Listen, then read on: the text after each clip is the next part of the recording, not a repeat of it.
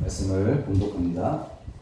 내가 주의 이름을 형제에게 선포하고 회중 가운데에서 주를 찬송하리이다. 여호와를 두려워하는 너희여 그를 찬송할지어다. 야곱의 모든 자손이여 그에게 영광을 돌릴지어다. 너희 이스라엘 모든 자손이여 그를 경외할지어다. 그는 공고한 자의 공고를 멸시하거나 싫어하지 아니하시며 그의 얼굴을 그에게서 숨기지 아니하시고 그의 울부짖을 때에 들으셨도다. 큰 회중 가운데에서 나의 찬송은 주께로부터 온 것이니 주를 경외하는 자 앞에서 나의 서원을 갚으리이다. 겸손한 자는 먹고 배부를 것이며 여호와를 찾는 자는 그를 찬송할 것이라. 너희 마음은 영원히 살지어다. 땅의 모든 끝이 여호와를 기억하고 돌아오며 모든 나라의 모든 족속이 주의 앞에 예비하리니 나라는 여호와의 것이요 여호와는 모든 나라의 주제심이로다. 세상의 모든 풍성한 자가 먹고 경배할 것이요 진토 속으로 내려가는 자 곧 자기 영혼을 살리지 못할 자도 다 그 앞에 절하리로다. 후손이 그를 섬길 것이요 대대의 주를 전할 것이며 와서 그의 공의를 태어날 백성에게 전하며 주께서 이를 행하셨다 할 것이로다. 아멘. 할렐루야. 영원히 찬송 받으실리라는 제목으로 말씀을 함께 나눌 때에 우리의 시간 되시기를 주의 이름으로 축원합니다. 우리 민족이 다른 민족들과 차이 나는 것들이 참 많이 있어요. 오늘날 요즘에는 이제 음식 문화에 있어서 많은 사람들에게 많은 나라에게 이제 소문이 나서 많은 이들이 우리나라 음식을 많이 좋아하는 것을 보게 됩니다. 거기에는 그 중에 큰 이유는 그들의 문화와 우리의 문화가 또 다르고 또 우리의 문화를 접하니 참 새롭다라는 생각을 하기 때문이 아닌가 하는 생각을 해보게 됩니다.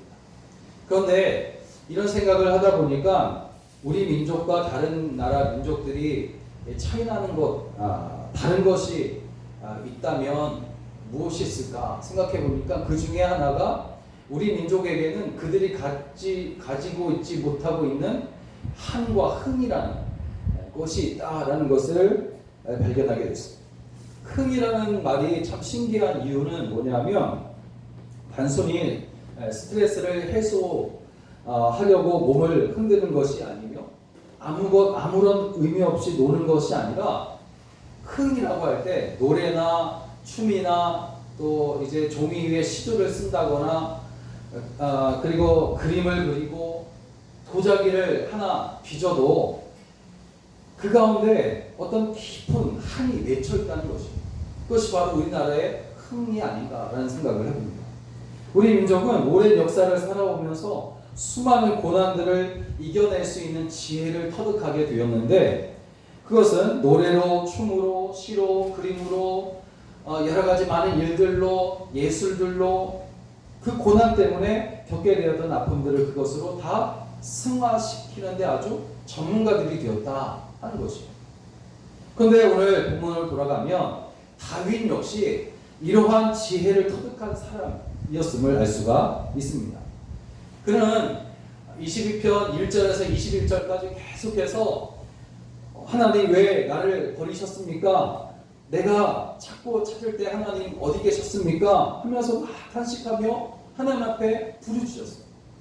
자기가 당한 그 고난, 그 환난이 얼마나 컸으면 이렇게 한참 동안 하나님을 원망하고 탄식하고 있느냐 이거죠. 그런데 22절부터는 분위기가 확 달라집니다. 180도가 달라져요. 그동안 탄식하며 부르짖는 일을 계속했는데 갑자기 22절을 보니까 그 모든 것들을 다 멈추고 대신 감사하며 찬양하고 있습니다. 그리고 자신뿐만 아니라 모든 민족, 모든 나라가 하나님을 찬양해야 된다고 그렇게 외치고 있는 거예요. 어떻게 갑자기 분위기가 이렇게 180도 바뀌었는가 참 궁금합니다. 그 전환점을 이제 21절에서 찾아볼 수가 있는데 21절을 보니까 이렇게 말합니다. 나를 사자의 입에서 구하소서. 주께서 내게 응답하시고 들소의 뿔에서 구원하셨나이다. 21절에서 이렇게 말하고 있어요. 그의 상황이 바뀐 것이 아니거든요. 여전히 힘든 일을 계속 지금 당하고 있어요. 그런데도 하나님께서 내게 응답하셨습니다. 또 하나님께서 나를 저 황소의 그 뿔에서 구원하셨습니다. 그렇게 이제 확신의 믿음을, 확신에 찬 믿음으로 하나님을 찬양하고 있는 것을 볼 수가 있습니다. 그리고 24절에서 다시 한번 찬송하는데, 그는 공고한 자의 공고를 멸시하거나 싫어하지 않으시며 그의 얼굴을 그에게서 숨기지 아니하시고 그의 울부짖을 때에 들으셨구나. 이렇게 확신에 찬 믿음의 고백을 그가 하고 있어요. 그런데 계속 말씀드리지만 이렇게 그가 확신에 차서 찬송하고 있지만, 그러나 다윗의 상황이 조금이라도 나아진 것이 아닙니다. 다만 하나님의 응답만으로도, 하나님께서 내게 응답하셨습니다, 나를 구원하셨습니다 하는 이런 고백, 그 응답만으로도 이미 하나님이 자기를 구원하신 것으로 믿고 하나님을 찬양하고 있다는 겁니다. 그런데 자기만 하나님을 찬양하는 것이 아니라 온 이스라엘 민족과 또 우리에게, 혼란 중에 있는 우리에게도 하나님을 찬양할 것을 권고하고 있습니다. 특별히 우리가 지금 더욱 다윗처럼 찬양해야 하는 이유는 무엇이겠습니까? 코로나로 인해서 교회들마다 찬송이 사라지고 있어요.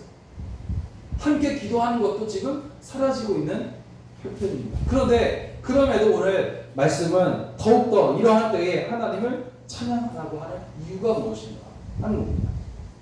가장 큰 이유는 그겁니다. 바로 우리에게는 죄와 사망에서 구원받은 그 놀라운 은혜가 우리에게 있기 때문인 줄로 믿습니다. 이 은혜는 뭐냐? 모든 것을 덮고도 남는 은혜란 말이에요. 나를 죄에서 구원하신 것, 나를 죽음에서 건지신 것, 이게 은혜야말로 다른 모든 것을 덮고도 남는 가장 큰 은혜인 줄로 믿습니다. 히브리서 2장 12절을 보면 오늘 22절의 말씀을 인용해서 하나님께서 십자가에 못 박혀 죽으신 그리스도를 다시 살리셨으니 그리스도와 영적으로 형제된 성도들은 다 함께 하나님을 찬양해야 될 것이라고 그렇게 말하고 있습니다. 왜 예수 그리스도를 다시 살리신 하나님의 사역이 우리 성도들의 영원한 찬송 제목이 되어야 되겠냐는 거죠. 그것은 예수 그리스도의 부활은 우리 성도들의 부활의 첫 열매가 되어지기 때문입니다.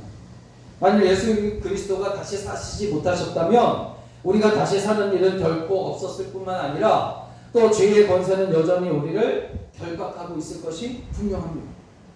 그가 다시 사셨기에 우리에게 부활의 소망도 있는 것이고 또 우리가 죄의 권세에서도 해방될 수가 있었던 겁니다. 또 천국을 영원한 기업으로 차지할 수 있는 소망도 우리가 가질 수가 있는 것이란 말이에요. 그러므로 그리스도를 다시 살리신 하나님의 사역은 오늘날 우리 모든 성도들의 영원한 찬송 제목이 되는 줄로 믿습니다. 우리의 입에서는 이에 대한 찬송이 영원히 끊이지 말아야 된단 말이에요. 그렇다면 이렇게 영원히 찬송받으실 하나님은 과연 어떤 분이신가? 성경은 수많은 내용들로 하나님이 이러하신 분이시다라고 우리에게 소개하고 있지만 오늘 22편의 말씀을 통해서 우리에게 하나님은 어떤 분이신지를 다윗은 우리에게 보여주고 있습니다. 알려주고 있어요. 첫째는 하나님은 거래의 대상이 아니라 찬송받으실 분이시다 하는 것입니다. 우리가 거래할 분이 아니라 우리가 어떤 조건을 가지고 거래하는 분이 아니라 오직 우리로 하여금 찬송받으실 분이 바로 하나님이시다 하는 거예요.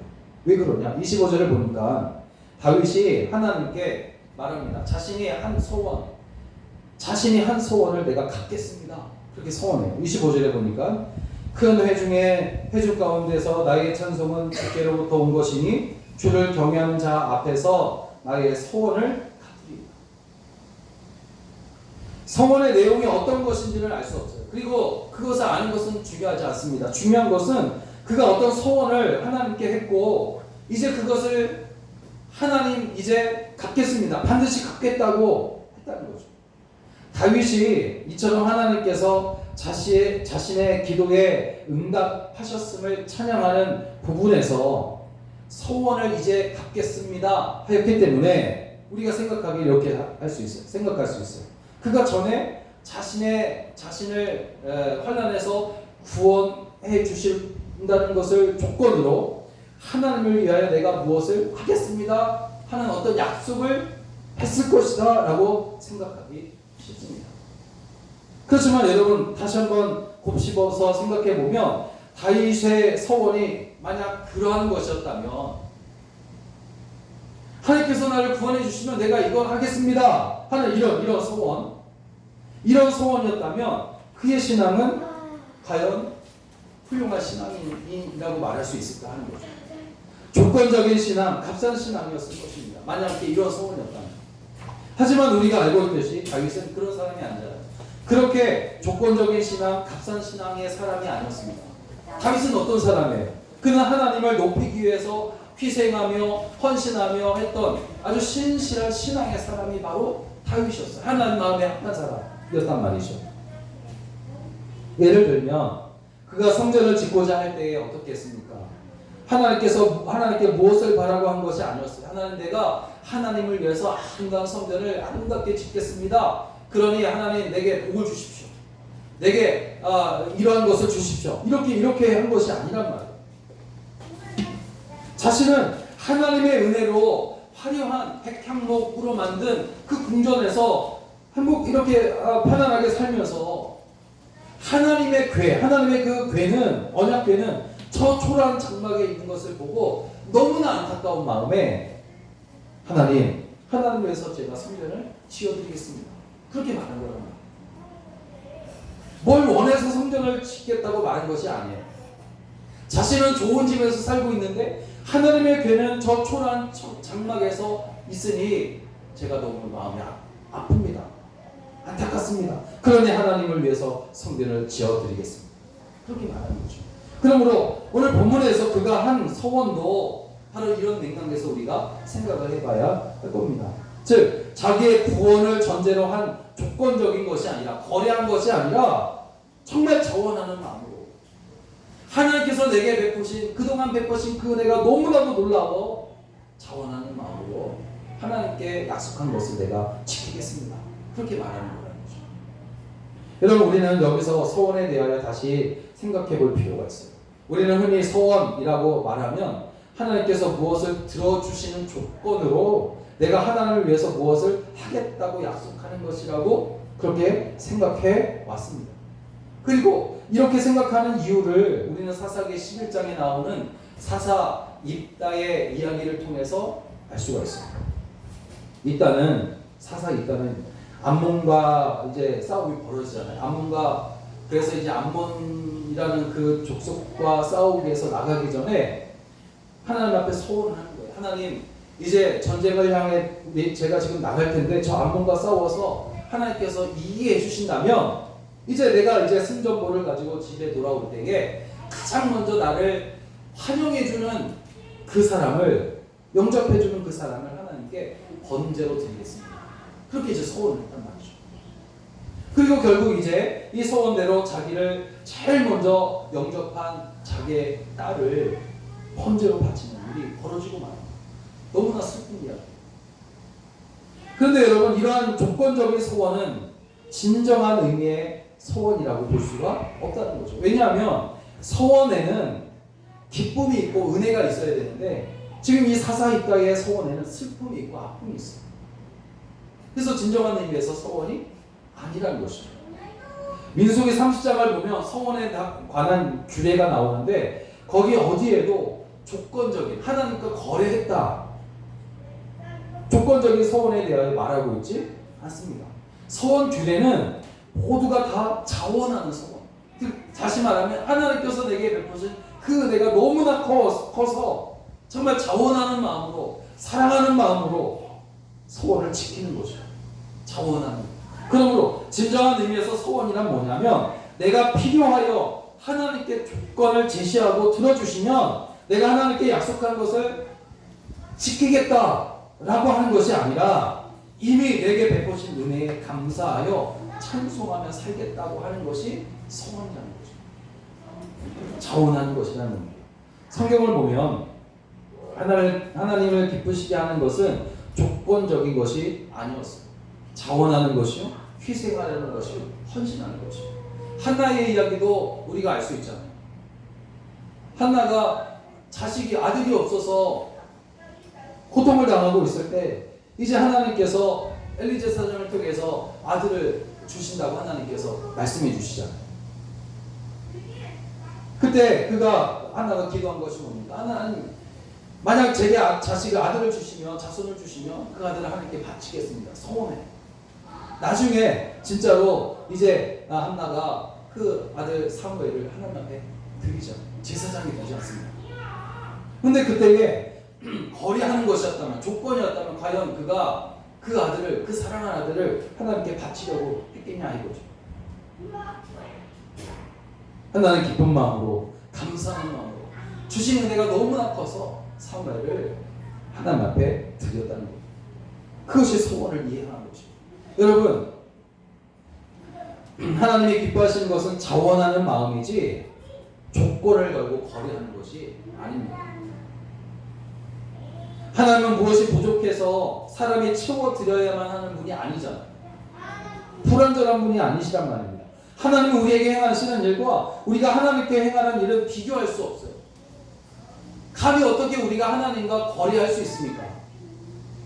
우리가 아무리 훌륭한 일을 했어도 하나님께서 내게 베푸신 은혜를 우리는 도무지 이길 수가 없어요. 하나님은 이미 우리에게 가진 모든 것의 주인이십니다. 따라서 우리가 우리의 어떤 것으로 하나님과 거래를 하기를 원한다면 그것은 결국 하나님의 은혜를 우리가 모르는 것이고 심지어 하나님을 멸시하는 것임을 알아야 합니다. 그럼에도 사실 우리는 서원이라는 말을 사용하지 않을 뿐 기도할 때 얼마나 자주 이와 같은 내용의 기도를 하고 있습니까? 우리는 얼마나 자주 하나님을 상대로 거래를 하려고 하냐 이 말입니다. 이제 이러한 기도의 내용을 우리는 바꿀 필요가 있습니다. 역대상 29장 14절을 보면 다윗의 감사 기도가 나와요. 이렇게 기도합니다. 나와 내 백성이 무엇이기에 이처럼 즐거운 마음으로 드릴 힘이 있었나이까. 하나님께 드리는데 즐거운 마음으로 드린다는 거. 하나님께서 내게 뭔가를 해주셨기 때문에 그러니 지금 이걸 드리겠습니다. 그 대가로 드리겠습니다. 이것이 아니라 하나님, 나와 내 백성이 무엇이기에 이처럼 즐거운 마음으로 드릴 힘이 있었나이까. 모든 것이 주께로 말미암아 싸우니 우리가 주의 손에서 받은 것으로 주께 드렸을 뿐입니다. 이것이 소원입니다. 성경이 말하는 진정한 의미에서 소원이 바로 이겁니다. 나와 내 백성이 무엇이기에 이처럼 즐거운 마음으로 드릴 힘이 있었나이까. 모든 것이 주께로 말미암아 싸우니 우리가 주의 손에서 받은 것으로 주께 드렸을 뿐입니다.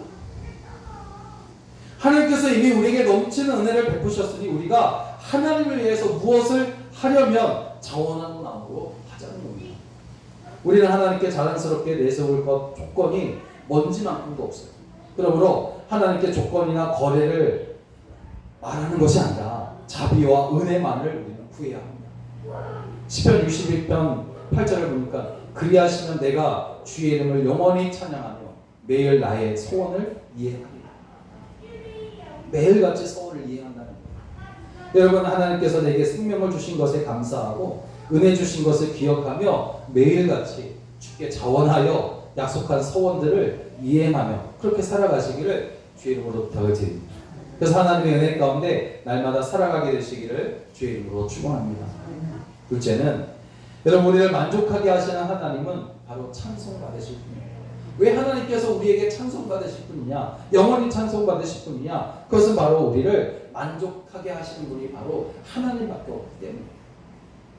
26절을 보니까 겸손한 자는 먹고 배부를 것이며 그렇게 말해요. 겸손한 자는 먹고 배부를 것이다. 여러분, 성경이 알려주는 겸손한 자는 어떤 사람이겠어요? 우리가 흔히 말하는 다른 사람 앞에서 아닙니다.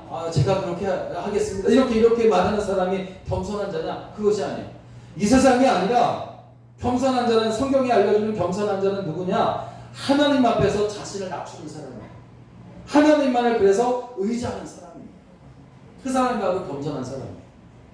바로 이러한 사람들이 먹고 배부르게 된다는 것은 그들의 삶이 만족을 누리게 되는 것인데, 바로 하나님 앞에서 낮아지고 또 하나님을 온전히 의지할 때에 하나님께서 그 사람을 먹고 배부르게 하셔서 만족하게 하신다는 거예요.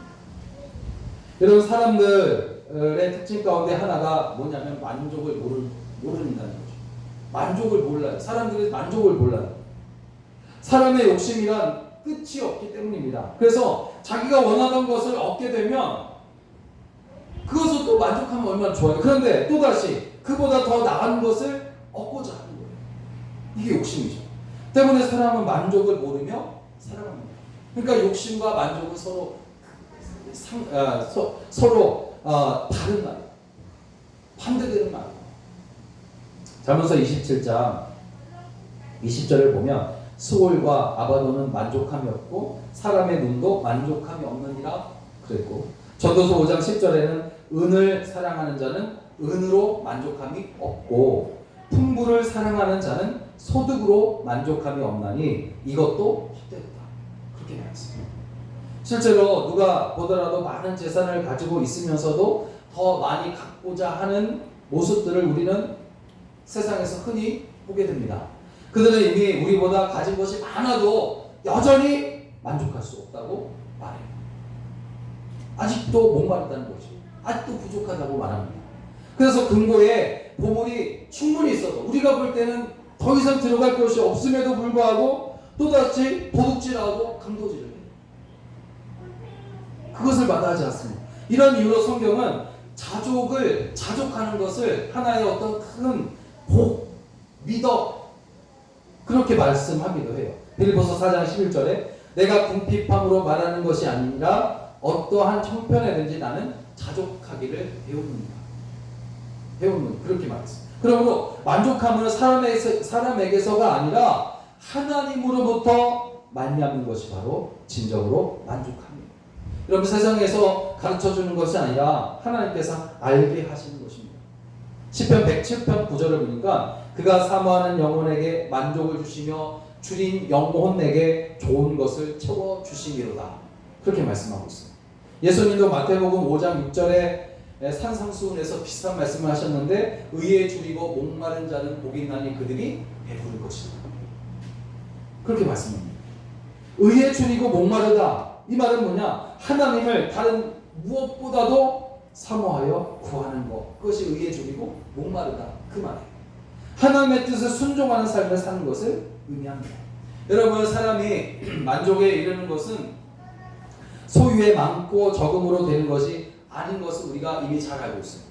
사람이 아무리 많은 것을 가지고 있어도 그 안에 하나님이 없으면 만족할 수 없습니다. 인간은 하나님으로 말미암아 하나님이 그 안에 있어야 비로소 만족할 수가 있는 거죠. 이사야 55장 2절에 너희가 어찌하여 양식 아닌 것을 위에 은을 달아주며 배부르게 못할 것을 위하여 수고하느냐. 나를 청종하라. 그리하면 너희가 좋은 것을 먹을 것이요 너희 마음이 기름진 것으로 즐거움을 얻으리라. 하나님을 청종하면, 즉 하나님의 말씀에 귀 기울이면 그 말씀으로 인하여 너희가 좋은 것으로 먹을 것이고 기름진 것으로 즐거움을 얻게 될 것이다. 하나님 약속의 말씀. 하나님이 없는 사람은 아무리 많은 것을 소유해도 공허함이 그 안에 가득하며 헛된 것이 되고 만족할 수 없으며, 그렇게 만족함이 없기에 더욱 악착같이 세상의 것들을 소유하려고 집착해서 강도질하고 도둑질하는 겁니다. 반면 하나님을 의지하고 사모하는 사람은 그 안에 하나님이 계시기에 그 영혼이 풍성해져서 가진 것이 없어도 바울처럼 만족한 삶을 살 수가 있는 거죠. 하박국 3장 17절 18절에 우리가 잘 아는 말씀입니다. 비록 무화과 나무가 무성하지 못하며 포도나무에 열매가 없으며 감람나무에 소출이 없으며 밭에 먹을 것이 없으며 우리의 양이 없으며 외양간에 소가 없을지라도 나는 여호와로 말미암아 즐거워하며 나의 구원의 하나님으로 말미암아 기뻐하리로다. 여러분, 시편 22편은 다윗이 큰 환난에서 하나님께 부르짖음으로 구원받은 은혜를 찬송하고 있어요. 그리고 중요한 것은 예수님이 고난당하실 때에 인용하신 말씀들이 시편 22편에 많이 기록되어 있다는 것을 알 수 있어요. 그러므로 예수님을 생각하지 않을 수 없어요. 우리 시편 22편을 통해서 예수님을 생각하지 않을 수 없고, 또 예수님을 생각해야 한다면 우리를 죄에서 구원하신 은혜를 이야기하지 않을 수 없어요. 하나님께서 다윗을 환난에서 구원하신 것처럼 이런 의미로 22편의 마지막 말씀을 보니까 와서 그 공의를 태어날 백성에게 전하며 주께서 이를 행하셨다 할 것이다. 이 말씀이 나오는데 이 말씀이 어렵지만 굉장히 중요한 말씀입니다. 와서 그 공의를 태어날 백성에게 전하며 주께서 이를 행하셨다 할 것이다. 와서 그 공의라는 말이 뭡니까? 공의라는 말을 할 때에는 죄가 여기에 등장합니다. 죄. 그 공의를 태어날 백성에게 전하며, 다시 말하면 하나님께서 그 죄악들을 심판할 것이다. 그런 말씀입니다. 공의라는 말이 그 말이 거기에 포함되어 있습니다. 그리고 주께서 이를 행하셨다 할 것이다. 여러분, 여기서 말하는 그 공의란 다윗이 계속 말하고 있는 하나님의 구원 역사, 다시 말하면 죄에서 구원하신 구원 역사를 말합니다. 왜냐하면 하나님의 구원 역사는 철저하게 공의를 바탕으로 이루어진 것이기 때문입니다. 우리는 구원을 하나님의 은혜의 선물이라고 말합니다. 옳은 말씀입니다. 구원은 분명 하나님의 은혜의 선물이에요. 우리는 죄인으로서 받을 자격이 없지만 그 은혜, 구원의 은혜의 선물을 우리는 죄인이기 때문에 받을 적이 없어요. 그렇지만 하나님은 우리에게 조건 없이 은혜로 구원을 주신 겁니다. 그러나 그렇다고 해서 하나님이 아무런 근거도 없이 죄인들에게 구원의 은혜를 베푸신 것이냐? 그것이 아니에요. 죄인을 구원하신 은혜는 하나님께서 우리를 사랑하시기 때문이에요. 사랑하시기 때문에. 그러나 하나님은 사랑이신 동시에 공의의 하나님이시잖아요. 공의는 사랑과 더불어서 하나님의 절대적인 속성입니다. 공의와 사랑. 서로 반대되는 개념이지만 그러나 하나님의 절대적인 속성이에요. 두 개입니다. 그러므로 하나님은 죄에 대하여는 절대 용납하실 수 없는 공의의 하나님이십니다. 그러니까 죄에 대해서는 반드시 그 대가를 치르게 하신다는 거예요. 공의의 하나님이시기 때문에. 그냥 넘어갈 일이 아니시라는 거죠. 따라서 죄인이 하나님께 구원의 은혜를 받았다면 이미 죄의 대가가 치러졌는데 그 죄의 대가는 우리 주 예수 그리스도의 십자가로 치루어진 줄로 믿습니다. 하나님은 죄는 미워하시지만 당신의 형상을 따라 지으신 우리는 지극히 사랑하십니다. 그래서 우리가 죄로 인하여 죽는 것을 원치 않으십니다. 그렇다고 죄인을 그냥 용서하면 하나님의 공의가 성립되지 않잖아요. 그렇기 때문에 대가를 치루어야 했어요. 그래서 예수님이 십자가에 달려 죽으심으로 그 대가를 대신 치르신 것입니다. 그러므로 예수 그리스도의 십자가에는 죄인들을 향한 하나님의 애절한 사랑이 담겨 있으며 동시에 죄를 결코 용납하실 수 없는 하나님의 공의가 십자가에 있는 거예요. 그러므로 우리는 예수 그리스도의 십자가를 생각하고 바라볼 때마다 죄인들을 향한 우리 하나님의 사랑을 기억하고 감사하는 동시에 아들까지도 희생시키실 만큼 죄를 결단코 용납하시지 않는 하나님의 공의를 기억하여 죄를 우리는 멀리하는 삶을 살아야 할 줄로 믿습니다. 사랑하는 여러분, 하나님은 찬송받으시기에 합당하십니다. 왜냐하면 이미 우리를 죄에서 구원하신 큰 은혜를 베푸셨기 때문이고 세상에 줄 수 없는 만족함이 하나님으로부터 우리에게 임하고 있기 때문입니다. 그리고 이러한 사실을 예수 그리스도의 십자가 사랑으로 우리에게 알려주고 있어요. 시편 22편의 말씀이 귀한 이유가 여기에 있습니다. 비록 다윗이 그가 환난 중에 있을 때에 구원하시는 그런 은혜로 쓴 그런 찬송이지만 우리를 죄에서 구원하신 은혜와 또 만족하게 하시는 하나님의 그 사랑을 우리에게 보여주고 있기 때문에 시편 22편이 귀한 말씀입니다. 다윗의 노래가 예수 그리스도의 십자가 사랑을 지나서 우리에게까지 들려지고 있기 때문에 중요합니다. 그러므로 여러분 우리를 사랑해 주시는 주를 영원히 찬송하는 여러분 다 되시기를 주의 이름으로 간절히 축원합니다. 기도하겠습니다. 사랑해 주 하나님 은혜를 감사합니다.